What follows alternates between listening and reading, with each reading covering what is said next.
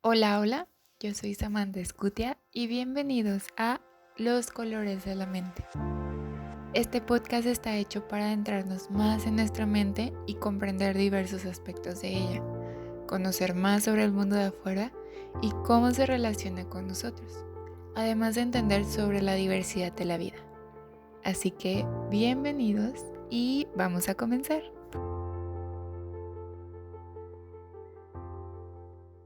Hola de nuevo a todos, bienvenidos a otro inicio de la semana con este podcast de los colores de la mente. Espero que estén muy bien y si no, no se preocupen, relájense un ratito, siéntense conmigo, que hoy vamos a platicar de un tema bastante interesante, sobre todo pues quizá para los que trabajamos en este ámbito, pero no te preocupes, si no trabajas en esto, también hay mucho que aprender. El episodio anterior comencé hablando en la parte 1 de detrás del diagnóstico, qué pasaba con la familia, qué emociones se mueven ahí, cómo se vive el duelo, cómo participa el hermano, los abuelos, los tíos, todo eso, ¿no? Que es como más interno. Pero ahora nos vamos a mover hacia la parte 2, que va enfocada hacia los profesionales que también están involucrados en todo esto. Y me refiero a terapeutas, a psicólogos, a neurólogos, psiquiatras, maestros auxiliares, monitores, en fin, todo el conjunto de profesionales que entran a partir de que se tiene la primer sospecha de que algo está pasando. Desde ese momento en que se tiene esa sospecha, empieza un desfile de profesionales, ¿no? Que van a formar parte importante del círculo del niño o la persona con discapacidad. Claro, cada uno desde su área, desde su experiencia, pues va a ir como poniendo su granito de arena para, al final de cuentas, trabajar al bienestar de esa persona. Pero ¿por qué es tan importante hablar de este tema? Bueno, porque a veces creo que se pierde de vista el trabajo que tiene como cada profesional y cuál es el rol verdadero, ¿no? Y lo digo desde mi experiencia, desde también la experiencia de otros compañeros con los que he trabajado, con los que he platicado. O sea, cuál es el rol que va teniendo y la importancia sobre todo, ¿no? Hay muchas cuestiones que se van jugando en toda esta parte de los profesionales y una de ellas es, por ejemplo, el ser muy celosos con nuestro trabajo. Creo que algo que pasa es que en lugar de trabajar con otros profesionales, buscamos como hacer de todo, pero una sola persona.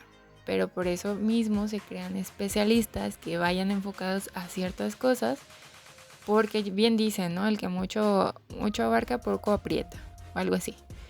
Pero ese es el punto, ¿no? O sea, la parte del especialista, qué es lo que va a aportar su trabajo y que a lo mejor otro especialista tendrá otro rol, otra labor.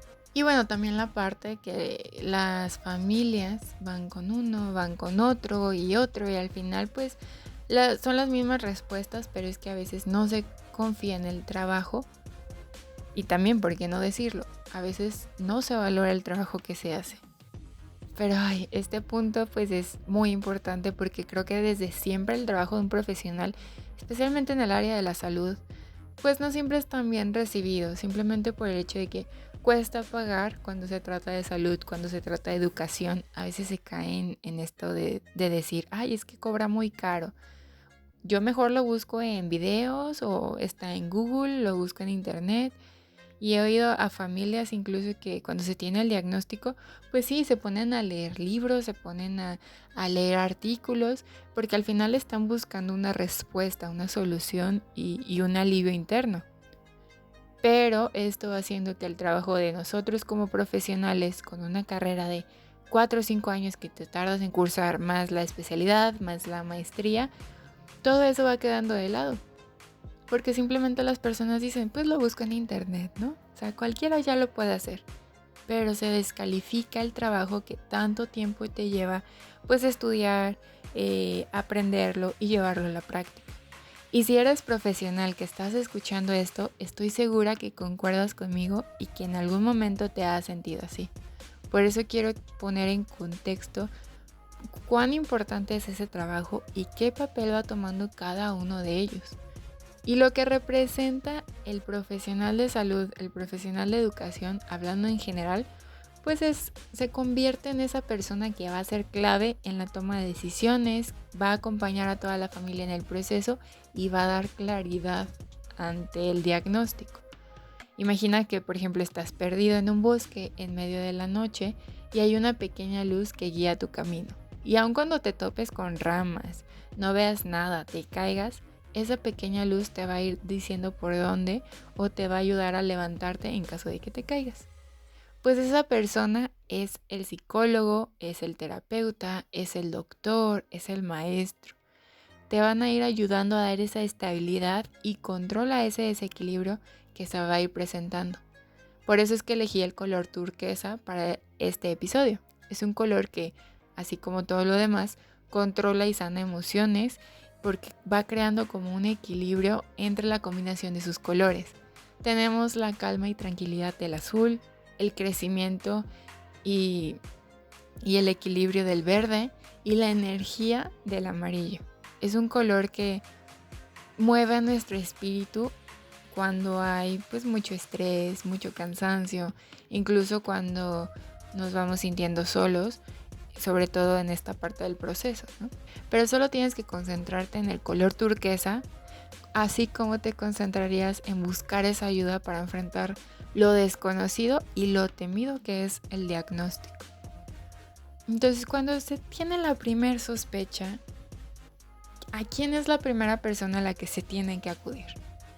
Bueno, cuando esto pasa, que hay conductas que no nos hacen mucho sentido, que se salen de la norma, comúnmente se busca un profesional que pueda dar un diagnóstico, una respuesta. Que bueno, ya va en cada familia, porque habrá quienes no quieren saberlo, prefieren mejor nada más enfocarse en las habilidades, en trabajar las dificultades, ir a terapias para eso. Pero habrá quienes sí necesitan un nombre o un porqué de lo que está pasando, o sea, recibir un diagnóstico. Entonces, en ese momento se acude a un médico, ya sea un neurólogo o a un psiquiatra, que pueda encargarse de realizar el diagnóstico. En caso, por ejemplo, de ser niños, se le conoce como psiquiatra. Los neurólogos se van a ir encargando de realizar estudios neurológicos o físicos que den a lo mejor explicación a lo que esté pasando, ¿no? Cuando hay algo que ya es orgánico, o sea, que ya es algo biológico. Y van a dar un tratamiento médico en caso de que se necesite. Los psiquiatras son los encargados también de diagnosticar y de medicar cuando se trata de algún trastorno mental. También ambos van canalizando cuando se necesita de otro profesional que sea más especializado. Por ejemplo, si el neurólogo en los estudios detecta que hay una alteración visual o hay una alteración auditiva, entonces lo va a pasar a un especialista en esto. Pero ellos dos son como ese primer escalón que se tiene que acudir.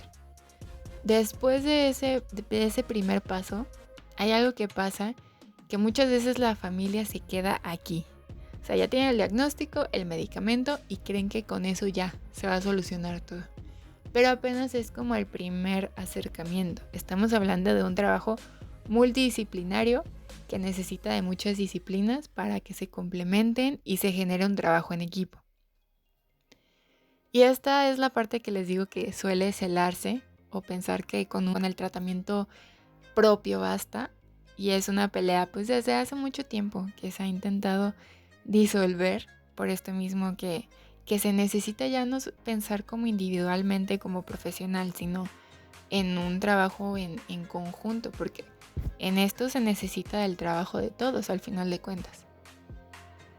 Y ya que cruzamos ese primer escaloncito, nos vamos al psicólogo, quien tiene que complementar, por así decirlo, esa parte del desarrollo psicológico, valga la redundancia, porque es quien va a identificar las habilidades, las destrezas, las dificultades que van más allá de lo físico, de lo biológico, de lo que pueda salir en un estudio. Incluso muchas veces va detectando las conductas que presenta, que puede ir modificando. Por ejemplo, hablando en el caso de un TDA, que es trastorno por atención e hiperactividad, donde a veces se cree que solamente el medicamento basta para que el niño ya esté quieto, Pero, ¿qué pasa? O sea, siempre me he preguntado, ¿qué pasa cuando ese medicamento ya no está? Cuando no se tiene o cuando se tienen que hacer modificaciones. Pues claro, se van generando cambios como a veces muy bruscos. Y al final de cuentas, si quitamos ese medicamento, esas conductas van a seguir ahí, pero dormidas, por así decirlo. Entonces se necesita de la otra parte, que es la intervención psicológica, donde además se puedan tener estrategias para modificar y que en algún momento cuando ese medicamento ya no esté o cuando vaya siendo menor, pues se pueda ir de todas formas teniendo estabilidad. Que por cierto, el psicólogo también trabaja mucho de la mano con el psiquiatra en ir checando cómo va el medicamento, los efectos, si hay cambios, si no hay cambios, si se necesita modificar. Y entonces el psiquiatra va a ir checando y va haciendo las modificaciones pues necesarias. Y es curioso porque lo que les decía, esta pelea que se tiene es especialmente entre el psicólogo y el psiquiatra, porque pues el psiquiatra desde hace mucho tiempo pues promulga mucho la parte orgánica, ¿no? Del medicar, del diagnosticar, de ser muy fiel a los trastornos, a lo que dice el libro. Y bueno, el psicólogo es más la parte de la mente, de las conductas, de lo que también se puede ir observando del otro lado. Como si fueran dos cosas aparte. Pero claro, con los años, pues los avances en el trabajo, también los mismos profesionales se han ido modificando para ir trabajando en conjunto y poder tener pues un mayor acercamiento a todos estos trastornos, a todas estas discapacidades. Y bueno, algo que también hace el psicólogo es canalizar, porque dentro de la psicología pues hay diferentes corrientes, hay diferentes abordajes y habrá, por ejemplo, psicólogos, terapeutas que se dediquen más a trabajar con los niños con discapacidad o a lo mejor a los adolescentes o los adultos, otros en la intervención con toda la familia.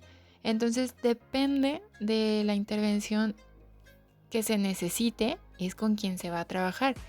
También habrá terapeutas que ya sean especializados, por ejemplo, hablando de un terapeuta del lenguaje, que ellos ya se van a enfocar nada más en la parte de programas para el lenguaje, para la comunicación, teniendo sus propias intervenciones, o otro tipo de especialistas, ¿no? O sea, se van a ir como desglosando muchos especialistas que cada uno va a tener su forma de intervención de acuerdo pues ya a las necesidades de cada paciente, de cada familia, de cada persona.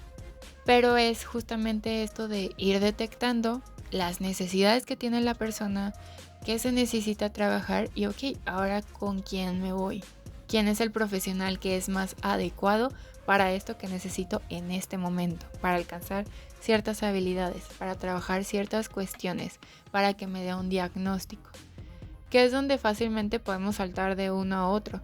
Porque como les decía, pues cada terapeuta tiene su tipo de acercamiento y tiene su experiencia y tiene su modo de trabajar y habrá algunos que no les guste esa manera, habrá otros que sí. Entonces es donde se va buscando, ¿no? Y pues eso va a depender de cómo la familia se va sintiendo, cómo se siente más cómoda y que a veces influye también mucho la parte de los resultados que les estén dando a la familia. ¿Y por qué digo esto? Bueno, hay algo que pasa que he podido observar que cuando una persona, digamos, se expone a un nuevo tipo de intervención, o sea, llega un niño con algún profesional, con un nuevo tratamiento, pues empieza fácilmente a ir teniendo éxitos, a tener un crecimiento, empiezan los avances, todo va súper bien. Pero después llega como un punto de estancamiento, por así decirlo, en donde los avances van siendo más lentos, son más difíciles de detectar.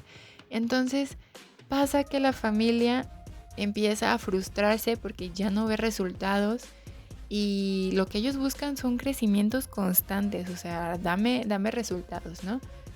Pero hay muchas cosas que van a influir en que se genere el crecimiento o este estancamiento.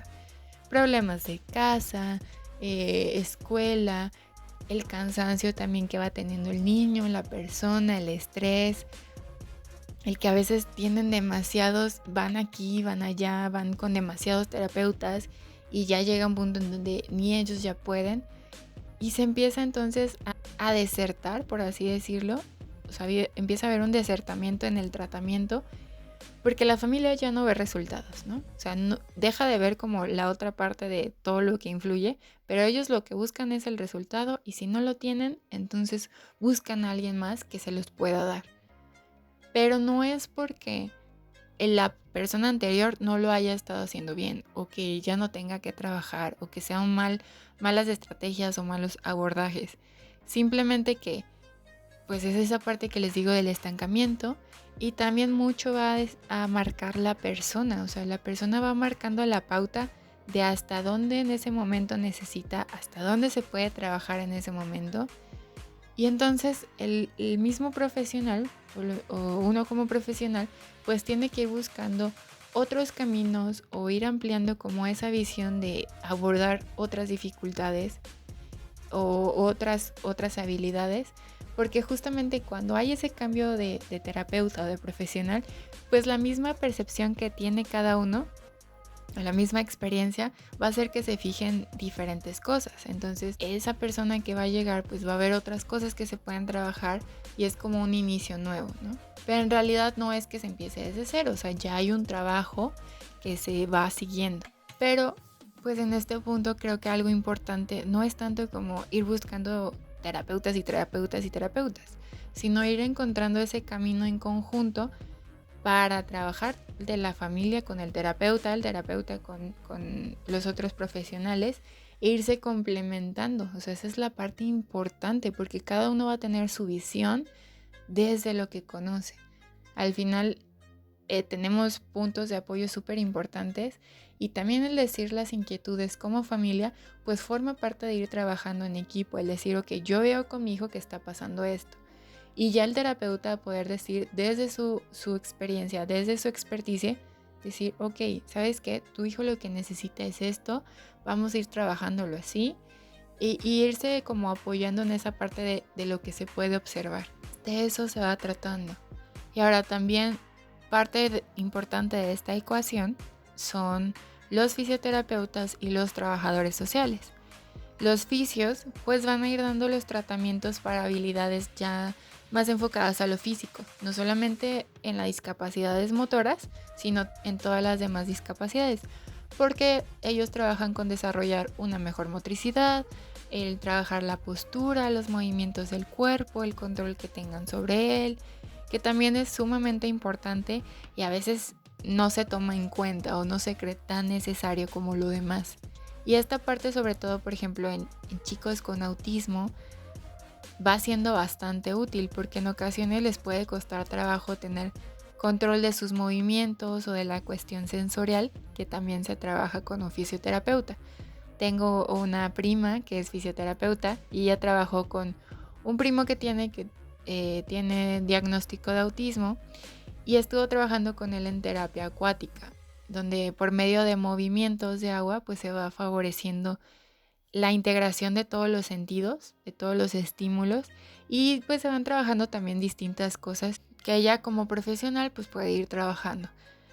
Ahora, un trabajador social también es importante porque pues muchas veces los tratamientos son caros, se necesitan encontrar servicios adecuados y que puedan ajustarse a las necesidades que va a tener cada familia. Estos trabajadores sociales pues son una ayuda enorme con esto porque van a ir orientando a buscar planes de tratamiento y en algunos casos grupos que sean de autoayuda para los familiares o incluso para la persona que tiene discapacidad. O sea, ellos van siendo como esa guía o ese acompañamiento para ir orientando. Entonces, si se fija, cada profesional tiene su rol, tiene su papel y tiene lo necesario para ir complementando todo el trabajo en conjunto y dar una atención necesaria que necesita el paciente, el bienestar que necesita la familia. Pero pues no solamente es la parte de la salud, también interviene la parte de la educación, de los profesionales de la educación, hablando de maestros de educación especial, monitores, psicopedagogos.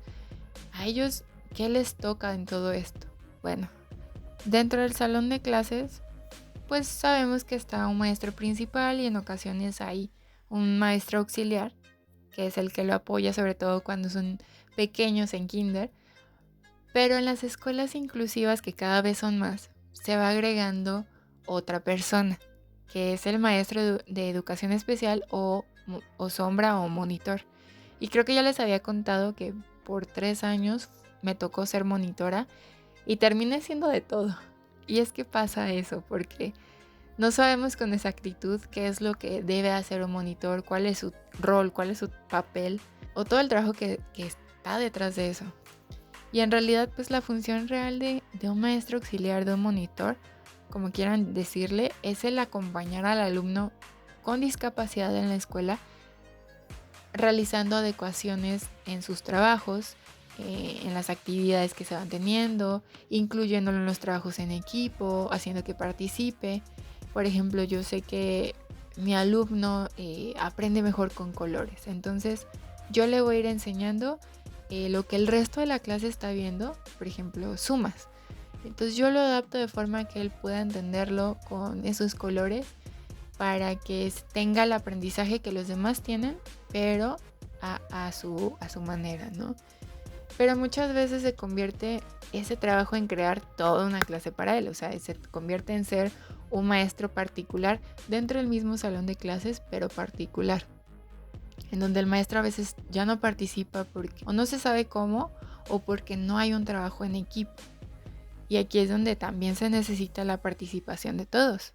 Pero a veces también el monitor pues termina siendo terapeuta en la misma escuela. Que sí, hay veces que se trabaja de la mano con terapeutas que están por fuera para complementar el trabajo en la escuela, para generar como otras habilidades.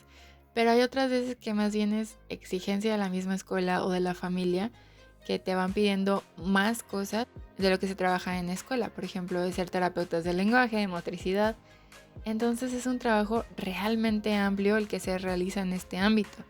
Y muchas veces pues requiere de bastante tiempo para lograr como todos los objetivos que se van demandando, ¿no?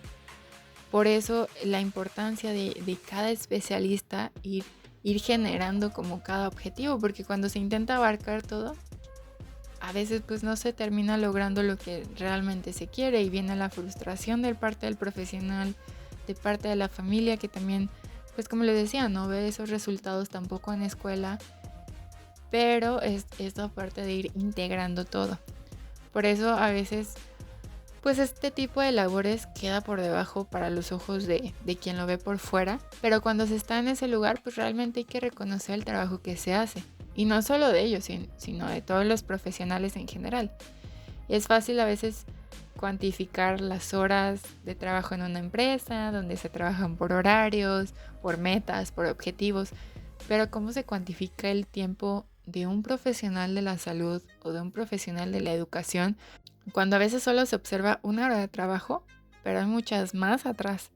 Porque eso es lo que no se ve. El trabajo de un maestro, de un terapeuta, no termina ni en el salón de clases, ni en el consultorio, ni en el hospital. O sea, se continúa trabajando en la búsqueda de objetivos, de estrategias, de planes de intervención, se buscan materiales, o sea, el trabajo nunca acaba. Pero esa es la parte que pues muchas veces no se ve o se desconoce o simplemente es como, es muy fácil, ¿no? El ser monitor, por ejemplo. Porque hay algo que se me hace muy chistoso, que muchas personas cuando acaban la licenciatura, pues sobre todo de psicología o de educación, se van como monitor en lo que encuentran como algo más, como el mientras de. Y lo creen fácil de que, pues soy monitor y ya el trabajo, un trabajo chiquito en lo que agarro algo más importante.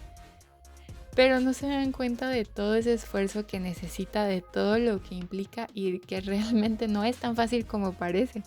O sea, de verdad es todo un trabajo que se hace en torno a todo, ¿no? Y los maestros también a veces se ve muy fácil lo que se hace, pero pues como todo, o sea, tiene su importancia, o sea, por algo es un trabajo. Entonces, de verdad que cada uno es sumamente importante. Yo sé que muchas veces pues habrá profesionales que quizá no tengan ese trato también necesario o que erróneamente puedan dar tratamientos. Y no lo digo por criticar el trabajo de nadie, pero pues muchas veces por gente que realmente está en esto por otras cuestiones, como les decía, o sea, que es como el mientras o por no tener como ese tacto, esa habilidad, se puede tener malas experiencias y por esto la gente también va a cuestionar el trabajo de todos los demás profesionales y también se va perdiendo esa credibilidad. Pero también he conocido profesionales entregados completamente a su trabajo, pero también nos observa mucho de esto, ¿no? Y que hacen una labor enorme. No siempre la gente que está afuera se da cuenta de esto. Y yo que estoy en este ámbito, puedo decir que la mayor satisfacción realmente no es el reconocimiento como tal de afuera, sino lo que se ve con la persona con la que estás trabajando, tu paciente, el niño, todos esos aprendizajes, todas esas enseñanzas, los vínculos que vas creando con ellos. Pero lo que sí es que no podemos descartar que, como dicen, no se vive por amor al arte, ¿no? Y si se puede reconocer el trabajo de un empresario que montó una empresa, ¿por qué no el de un médico que tuvo éxito en su tratamiento? O de un psicólogo que ha creado nuevas habilidades en ese niño, o de un maestro que ha guiado hacia resultados. Pero no quiero solamente ser yo la que les hable de esto. Varios amigos y profesionales en esta área comparten esa importancia y me gustaría que fueran escuchando cada uno de ellos, porque al final el reconocimiento es también para todos los que me escuchan, que se dedican en este ámbito de la educación especial, del trabajo con personas con discapacidad o del trabajo en el área de salud también. Entonces me gustaría que escucharan de las propias voces de ellos esta importancia. Que por cierto, agradezco a cada uno de los que participó.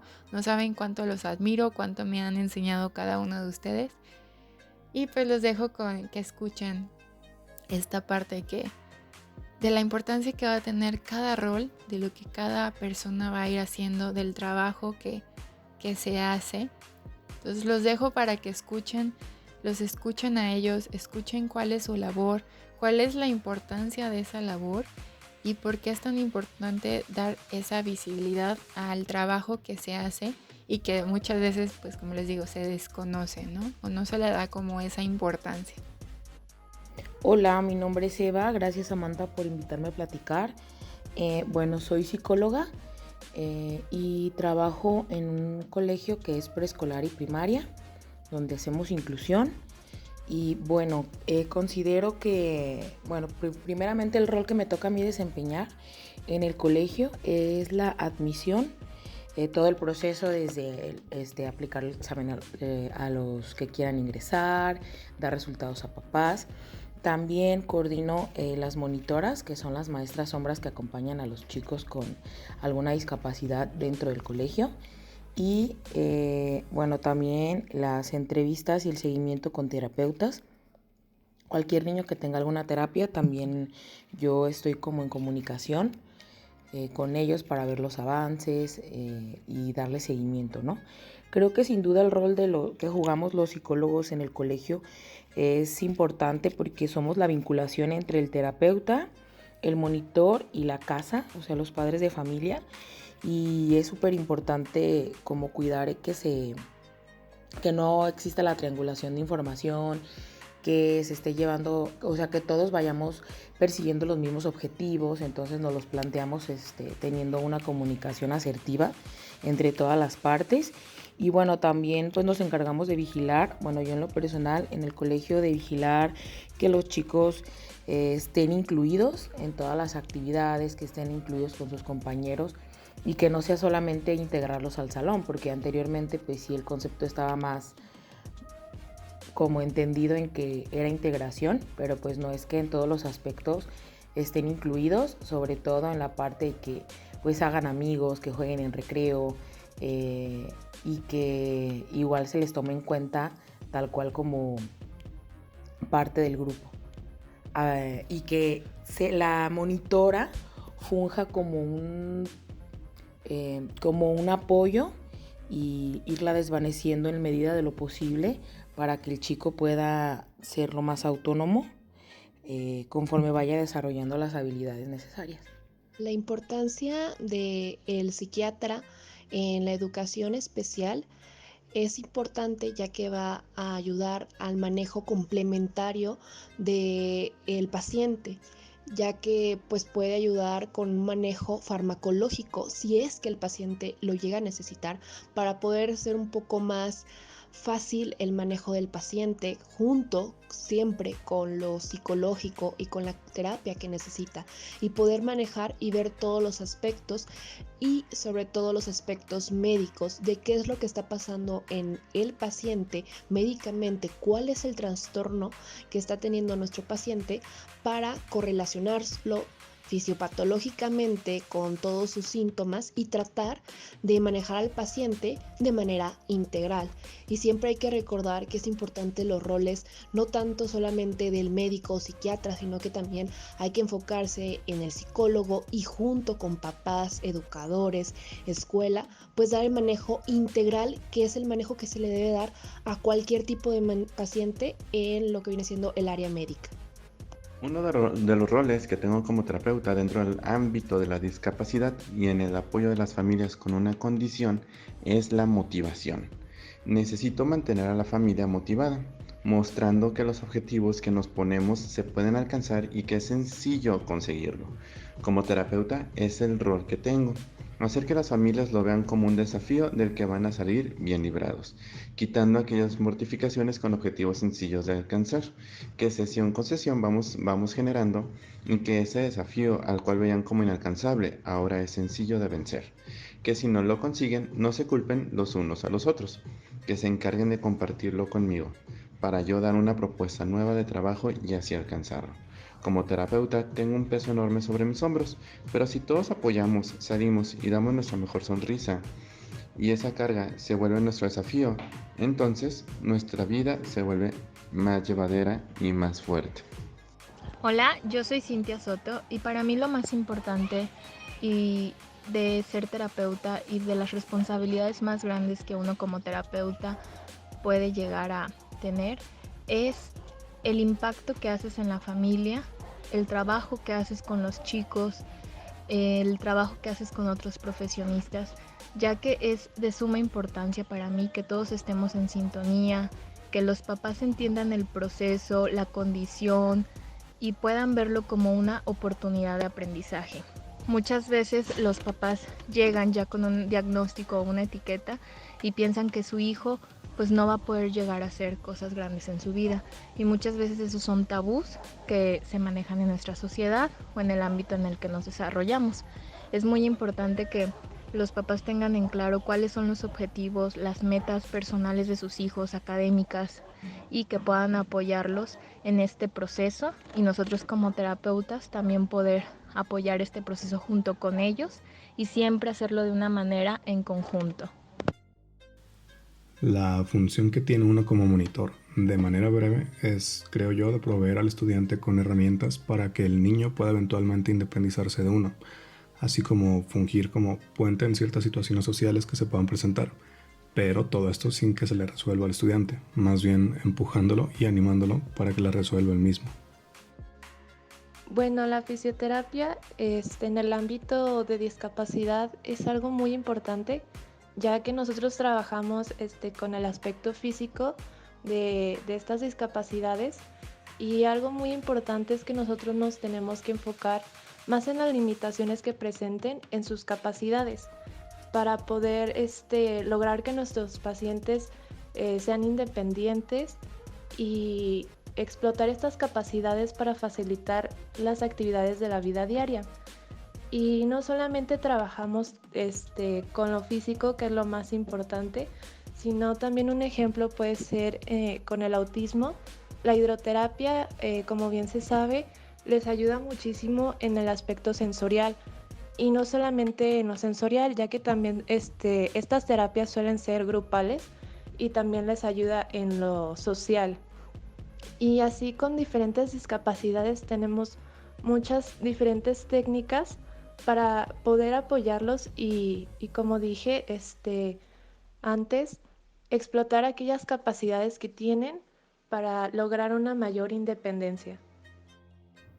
Bueno, ya pudieron escuchar de la voz de los profesionales cuál es el rol que desempeñan, cuál es la importancia que tiene el que la gente también pueda reconocer y conocer el trabajo que se hace y no solamente dar por hecho las responsabilidades que se tienen que tener, ¿no? También entre los mismos profesionales darnos cuenta del trabajo que hacen otros y que nos puede retroalimentar en nuestro propio trabajo, ¿no? Es la parte que les digo que es muy importante, el trabajo en conjunto, la colaboración entre la familia, entre la escuela, entre las terapias externas. O sea, todo eso se va a conjuntar para un solo objetivo, que es el bienestar del niño, del adolescente, del adulto con discapacidad, ¿no?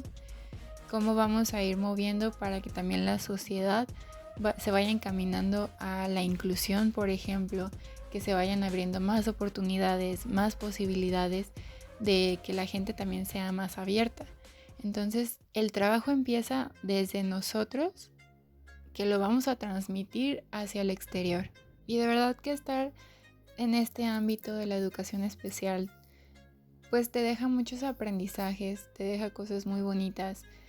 Son retos, sí, retos que uno enfrenta en el día a día como cualquier otro, pero que al final de cuentas todos caminamos hacia lo mismo, ¿no? De verdad que reconozco mucho el trabajo que se hace en todos los ámbitos y creo que se debería continuar con esta labor, con seguir preparando a los profesionales, seguir dando herramientas para que otros profesionales también se puedan ir incluyendo, porque al final de cuentas el trabajo que se hace en sí pues es el que ya se va aprendiendo con la práctica, con la experiencia, con todos los estudios, pero la calidad humana, la parte de los valores, el ser empático con el otro, el cuidar del paciente, el cuidar de las familias, eso ya está en uno. Entonces, pues bueno, de verdad agradezco a los que quisieron participar en mandarme sus aportaciones para que la gente también pueda escucharlo de otras voces y no solamente de la mía. Nada, espero de verdad les haya también gustado este episodio, lo hayan disfrutado, hayan aprendido un poco también de esta otra parte, de detrás del diagnóstico. Y nos estaremos viendo el siguiente lunes con el siguiente episodio de Los Colores de la Mente. Bye.